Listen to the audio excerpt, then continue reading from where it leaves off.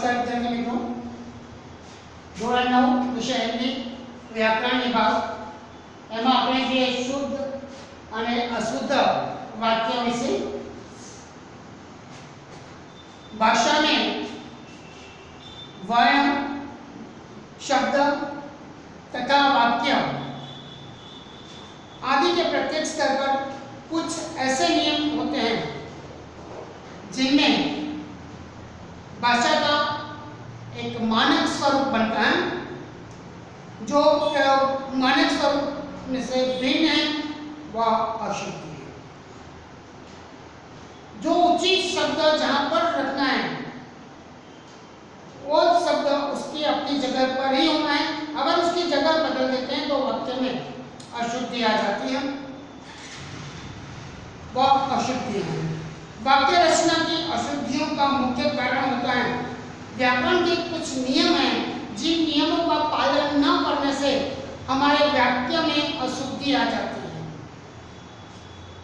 सहयोग हमें बिना व्याकरण के मिल नहीं पाता, अतः हमें लिखने में या बोलने में इस बात का ध्यान रखना चाहिए कि हमारे द्वारा जो कुछ कहा जाए या जो कुछ लिखा जाए या बिल्कुल स्पष्ट, सार्थक और व्याकरण की दृष्टि से शुद्ध होना चाहिए। यानी कि हम जो कुछ लिखते हैं बोलते हैं वो सब व्याकरण की दृष्टि से एकदम शुद्ध होना चाहिए, तभी हम इसमें हमें कोई गलती हमारी नहीं हो सकती। यहाँ पर हम कुछ शुद्ध वाक्य रचना के संदर्भ में जानकारी प्राप्त करेंगे। पद क्रम संबंधी कुछ नियम है। इसमें वाक्य में पहले कर्ता आता है, फिर कर्म, पहले कर्ता फिर कर्म और अंत में क्रिया। इस प्रकार से वाक्य शुद्ध बनता है। उदाहरण के तौर पर जितेंद्र क्रिकेट खेलता है, ये वाक्य शुद्ध है कि अशुद्ध, ये यहाँ पर व्याकरण की दृष्टि से देखिए पहले कर्ता आता है, तो यहाँ जितेंद्र है वो क्या है? कर्ता। कर्म, क्या कर्म करता है? खेलने का, क्रिकेट खेलता है वो। और अंत में क्रिया कौन सी? खेलने की। तो कर्ता, कर्म और क्रिया ये पद के अनुसार यहाँ पर है। इसलिए हम कहेंगे कि ये जो उदाहरण है जितेंद्र क्रिकेट खेलता है वह उदाहरण कैसा है? व्याकरण की दृष्टि से एकदम शुद्ध है। कर्ता और कर्म को छोड़कर शेष कारक प्रायः कर्ता और कर्म के बीच में स्थित होते हैं। कर्ता और कर्म को छोड़कर जो अन्य कारक हैं वो कर्ता और कर्म के बीच में ही, लगभग बीच में ही आता है। हाँ, कभी कभार होता है कि कोई जगह छूट जाए वो। उदाहरण, माँ अपने पुत्रों के लिए खाना बनाती है, यहाँ माँ करता है, खाना बनाना क्रिया है। पेड़ से पत्ते गिरते हैं, लड़के मैदान में क्रिकेट खेलते हैं। मैंने जैसे कि कहा यहाँ पर कि कुछ स्थलों पर ये कारक कर्म के बाद ही प्रयोग किए जाते हैं। तो ऐसा उदाहरण अगर हम देखें तो प्रियोदा ने मनमोहन को सिर से पैर तक देखा, यहाँ पर कारक है वो कर्म के बाद प्रयोग किया गया है। प्रश्नवाचक पद प्रश्न के विषय से ठीक पहले प्रयुक्त होता है। अपराधी का पता चला, यहाँ प्रश्नवाचक पद है, तो यहाँ जो प्रश्न के विषय में पहले ही इसका कर्म प्रयुक्त हो जाता है। अपराधी का पता चला, क्या क्यों सम्राट अशोक की क्या सम्राट अशोक की राज मुद्रा है। आपको न्याय का अवसर देना चाहता हूं, क्या आप तैयार हैं? तो आपको न्याय का अवसर देना चाहता हूं। ये जो प्रश्नवाचक यहाँ पर जो चिन्ह है वो अंत में आता है। क्रिया विशेषण हमेशा क्रिया के पहले आता है, क्रिया के पूर्व आता है। मोहन चलता है, मोहन धीरे धीरे चलता है। तो उसी प्रकार ये श्याम तेजी से दौड़ रहा है। यहाँ दौड़ना क्रिया है, वो कर्ता के बाद में आता है। वाक्य के विभिन्न पदों के बीच तर्क संगति होनी चाहिए। छात्रों ने गुरुजी को एक फूलों की माला पहनाई। यह वाक्य अशुद्ध है।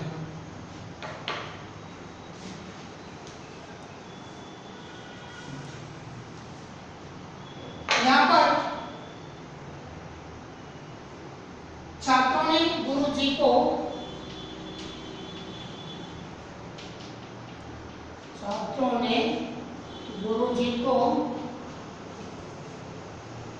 एक माला पहनाई।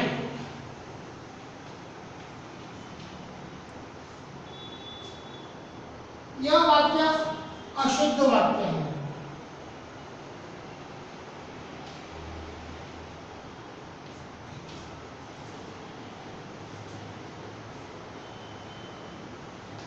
हम कह सकते हैं कि इसको अगर शुद्ध वाक्य लिखना है तो हम लिख सकते हैं कि छात्रों ने गुरुजी को फूलों की एक माला पहनाई।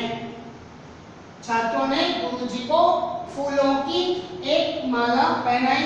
ये शुद्ध वाक्य है। दूसरा वाक्य यहां शुद्ध गाय का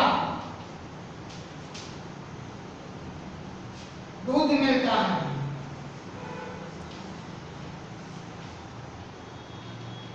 यहां शुद्ध गाय का दूध मिलता है, यह अशुद्ध वाक्य है।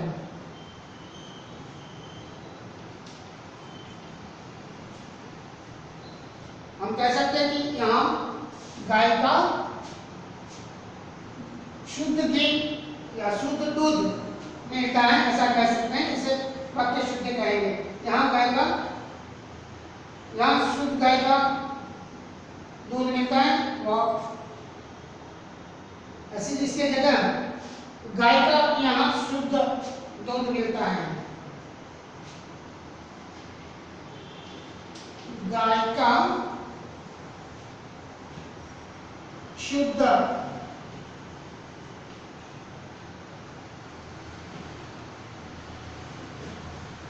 दूध यहाँ मिलता है। यह शुद्ध वाक्य है।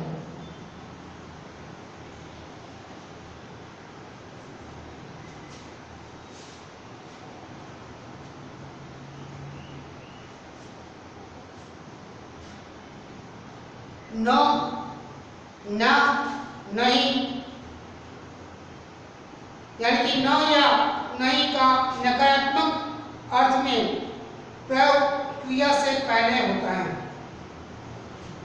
उदाहरण के तौर पर शिक्षक महोदय घर पर नहीं मिलेंगे।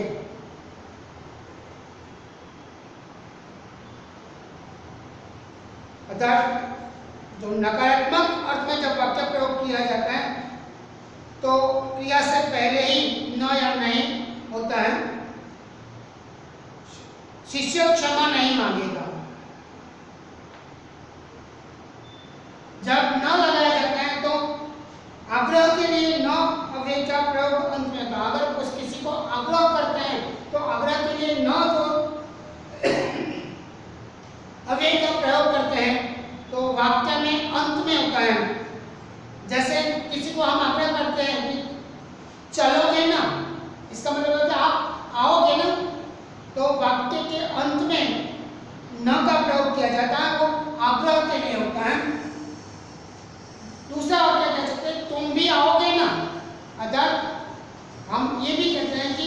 वाक्य के अंत में ही हम ये न शब्द का प्रयोग कर सकते हैं।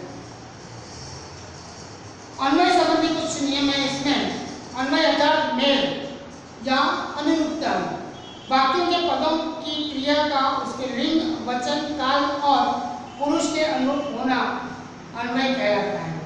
अर्थात वाक्य में जो पद हैं वो पद, क्रिया, लिंग, वचन और पुरुष के अनुरूप ही होना चाहिए या अन्वय संबंधी नियम है। उदाहरण के तौर पर हम देखें तो माँ ने लड़की को बुलाई। यहाँ पर जो वाक्य है कि माँ ने लड़की को बुलाई,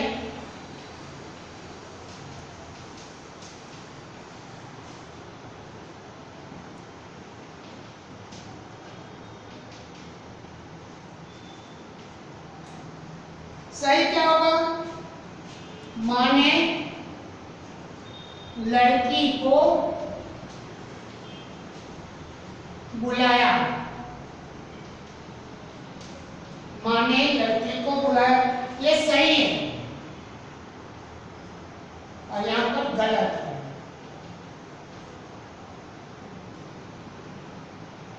क्या आपने मीना को पहचानी? क्या आपने मीना को पहचानी? ये जो वाक्य हैं वह अशुद्ध वाक्य हैं। क्यों? कि मीना को पहचानी ये सही नहीं है। क्या होगा? पहचाना। क्या आपने मीना को पहचाना? क्या आपने मीना को पहचाना?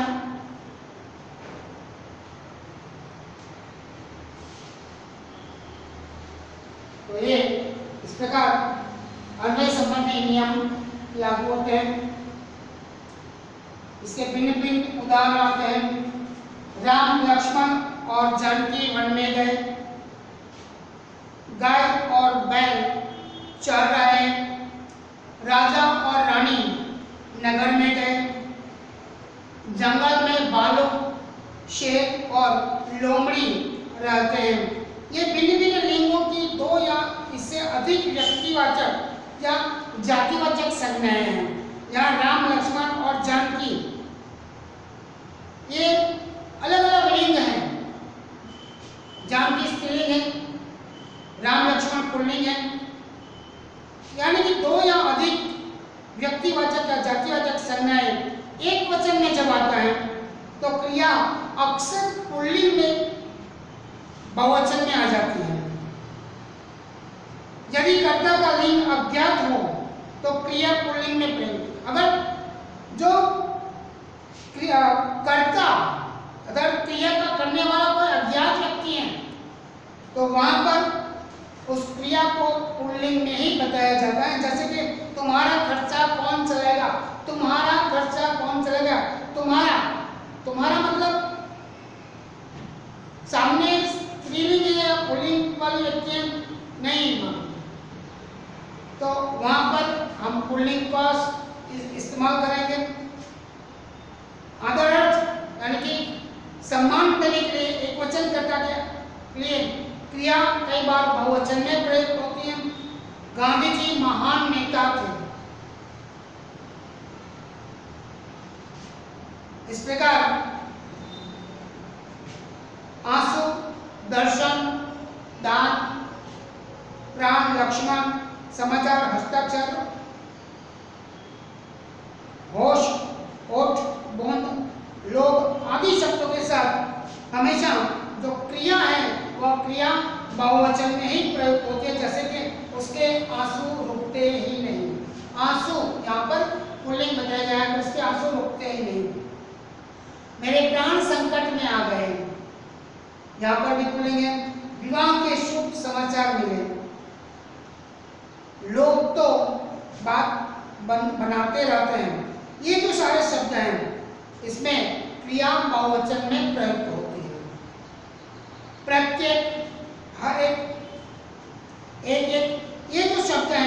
शब्दों के साथ आने वाले संज्ञा शब्दों का प्रयोग एक वचन में होता है। प्रत्येक हर एक शब्द जब आता है तो उसके साथ संज्ञा शब्दों का प्रयोग एक वचन में होता है। जैसे क्लास में प्रत्येक लड़के उत्तीर्ण होंगे, तो ये गलत वाक्य है। प्रत्येक लड़के नहीं, बल्कि यहाँ क्या है, क्लास में प्रत्येक लड़के उत्तीर्ण होंगे। लड़के यहाँ पर बहुवचन लिया है, होंगे ये भी गलत है। सही होगा क्लास में प्रत्येक लड़का उत्तीर्ण होगा। यहाँ क्रिया एक वचन में आ जाती है। उसी प्रकार से हर एक मजदूर अफसर से मिले, यहाँ हर एक मजदूर अफसर से मिले। आपके भाषण के एक एक शब्द तले हुए थे। यहाँ तले हुए नहीं बल्कि तला हुआ था। आपके भाषण का एक एक शब्द तला हुआ था। इस प्रकार से यहाँ पर हम जो व्याकरण के कुछ भाग हैं, तो व्याकरण संबंधी कुछ बातें हम यहाँ पर समझाई हैं। कुछ अन्य नियम हैं जो विभक्ति संबंधी नियम है, या ये, वह, वे, कौन, जो, कोई विभक्ति से रूप है। और विभक्ति लगने पर यह का इस हो जाता है, ये का इन हो जाता है, वह का उस हो जाता है। उदाहरण के तौर पर हम देखें, यह घर में कौन रहता है, तो ये गलत हो जाएगा। इस घर में कौन रहता है, ऐसा होगा। ये लोग एकता नहीं है, ये गलत है। ये की जगह इन लोगों में एकता नहीं है। वह आदमी को दौलत का घमंड है, ये भी गलत। वह नहीं होगा, उसकी जगह होगा उस आदमी को दौलत का घमंड है। कोई का पेन यहाँ रह गया, कोई का नहीं, किसी का पेन यहाँ रह गया, ऐसा कह सकते हैं। संज्ञा प्रत्यय अलग से और सर्वनाम प्रत्यय साथ में लिखा जाता है। पुरुषवाचक सर्वनाम के बाद उसी व्यक्ति को यदि फिर से निर्देश करना हो तो अपना अपनी ऐसे सर्वनामों का वहां पर प्रयोग किया जाता है। जैसे कि मैं मेरा काम कर रहा हूँ, इसकी जगह ये गलत होगा। मैं कह सकते हैं कि मैं अपना काम कर रहा हूँ। मैं मेरा काम कर रहा हूँ वो गलत है, मैं अपना काम कर रहा हूँ सही है। वे उनकी धुन में मस्त हैं, नहीं, वे अपनी धुन में मस्त है, ये सही है। तुम तुम्हारे घर जाओ, ये भी गलत है। तुम अपने घर जाओ, ऐसा वाक्य कहना सही है। तो शब्दों का उचित प्रयोग, इसने अपने माता पिता की शुश्रूषा करनी चाहिए। शुश्रूषा वो गलत है, बल्कि इसकी जगह सेवा शब्द का प्रयोग है। वैसे देखा जाए कि शुश्रूषा और सेवा दोनों का अर्थ है वो सही है, लेकिन शुश्रूषा दूसरों की जाती है, अपनों की तो सेवा की जाती है। इसलिए यहाँ पर हम अपने माता की सेवा करनी चाहिए, वो सही है। शुश्रूषा रोगी की जाती है और माता पिता तो श्रेष्ठ हैं, इसलिए इनके साथ सेवा शब्द का प्रयोग किया जाता है। इसकी उम्र, उसकी आयु 70 वर्ष है, ये गलत है। उसकी सेवा आयु की जगह हम उम्र शब्द का इस्तेमाल करेंगे।